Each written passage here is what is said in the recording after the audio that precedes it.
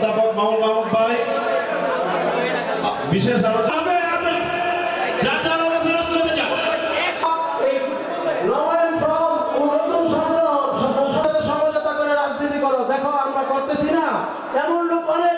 অন্যতম বিশেষ অতিথি নারায়ণগঞ্জ জেলা আহ্বায়ক কমিটির অন্যতম সভাপতি জনাব নজরুল ইসলাম আকবর আজকের মঞ্চে এসে আসন গ্রহণ করার জন্য অনুরোধ জানাচ্ছি। নারায়ণগঞ্জ জেলা ছাত্র দলের সাবেক মঞ্চে এসে আসন গ্রহণ করার জন্য অনুরোধ জানাচ্ছি।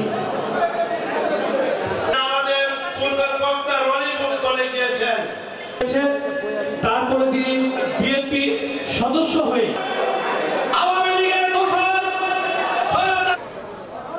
আমাদের দলে কোনো উচ্ছৃঙ্খল নেতা কর্মীর ঠাঁই হবে না, আমাদের দলে কোনো অবিশ্বাসীদের ঠাঁই হবে না, কোনো ফেসিবাদীর দোসরদের ঠাঁই হবে না।